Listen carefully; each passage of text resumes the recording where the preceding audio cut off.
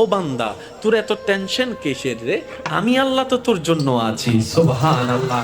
আমি আছি না তোর? আরে যার কেউ নাই তাই না টেনশন করে, যার টাকা নাই সে টাকা নিয়ে টেনশন করে, যার অভিভাবক নাই সে অভিভাবক নিয়ে টেনশন করে, যার মোবাইল নাই সে মোবাইল নিয়ে টেনশন করে। আরে আমি আল্লাহ তো আছি তোর, আমি আল্লাহ তো আছি যিনি ইন্নাল্লাহা আলা কুল্লি শাইইন কাদির। আমি আল্লাহ রহমান তো আছি, আমি রহিম তো আছি, আমি গফফার তো আছি, আমি সত্তার তো আছি। সুবহানাল্লাহ। আমি গফফার তো আছি, আমি রাজ্জাক তো আছি।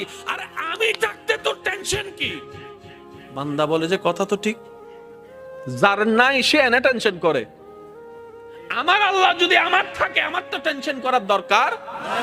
তার মানে আমি এতদিন টেনশন করেছি, আসলে আমি আমার আল্লাহকে রাখতে জানি না। আমি আমার আল্লাহকে রাখতে জানি, আমি আমার আল্লাহকে ধরে রাখার মতো ধরে রাখতে জানি নাই, যার কারণে তো টেনশন আমাকে স্পর্শ করেছে।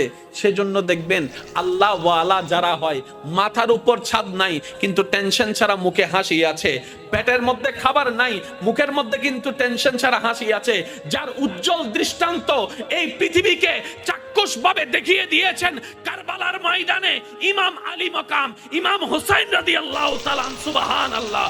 পরিবার সবাই শত্রুদের তীরের ভিতরে ছিল, তলোয়ারের ভিতরে ছিল, কাফেলার মধ্যে খাবার নাই কিন্তু মুখে কোনো টেনশন নাই, পানি নাই কিন্তু মুখে কোনো টেনশন নাই, পরিবার শহীদ হচ্ছে মুখে কোনো টেনশন নাই। জগৎ জিজ্ঞেস করে, ও ইমাম হুসাইন, এই কঠিন মুহূর্ত আপনি এত খুশি মনে আছেন কিভাবে? ইমাম হুসাইন উত্তর দেয়, আমার মাওলা তো আমার সাথে আছে, আমার টেনশন করার দরকার কি? বান্দারে, তোমার অন্তর যখন ব্যথিত হয়ে যায়, উপশম করার মতো কেউ থাকে না। দুঃখ ভুলার জন্য যখন তুমি তোমার আপনা মানুষের হাতটা ধরে দুঃখ ভুলার চেষ্টা করো, 2 দিন পরে দেখা যায়